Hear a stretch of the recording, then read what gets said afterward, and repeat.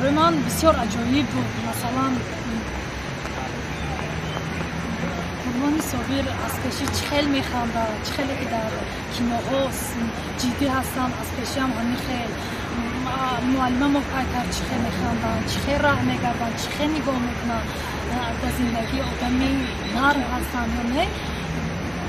همین چیز برای من عجایب بود و به خودم میگفتم که یگان روز نشده باشد که همینا من میبینم از پیشی سلام علیک میکنم، یک دخترکی که در یک بین کوه در یک کوه زندگی میکند با هنرمندایی که اینقدر سر سال کار کردن، مردم برای میشناسد، میتونم رو برو شوم و سلام علیک کنم. شکر خدا که این چیز شد. این یک قسم آرزوی من بود.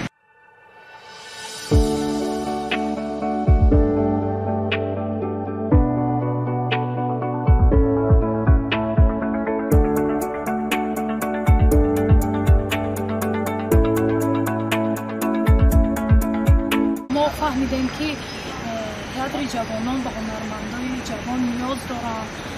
ما از دست ما خطیتن حتی افتایی که ما به دخترهای جوان در پشما کار بیاییم.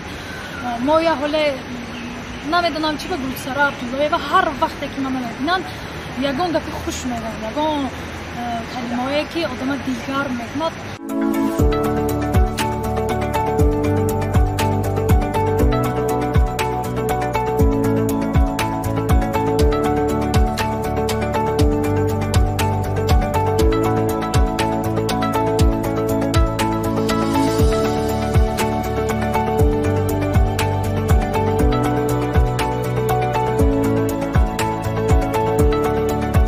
بکار نیستیم در تئاتر. ما با نقشای هستن اسپکتاکل نمایشایی که بچگانه رو باه میشیم، خرگوش میشیم.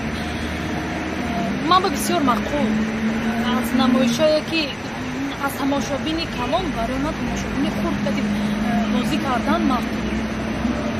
من نغز میبینم بچه های مایده که بازی کردن برای که بچه های مایده تمامی وجودت که وجود کردی تماشا میکنن، تمامی انرژیشان که تماشا میکنن، از روی انرژی خوب میگیری، کوشش میکنی که طبیعی بازی کنی.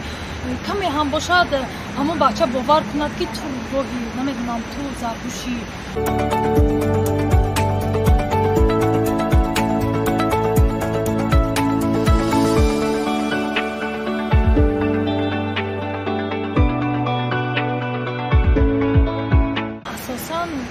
من نمیخواهم که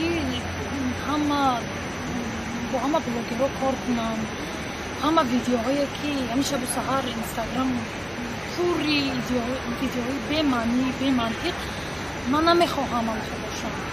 از سبب که گروهی کاری صابر و تیمی صابر و گروهی کاری نقص، بچه های نقص، اپراتور توی خوب میفهمد، ایده های نقص میتین.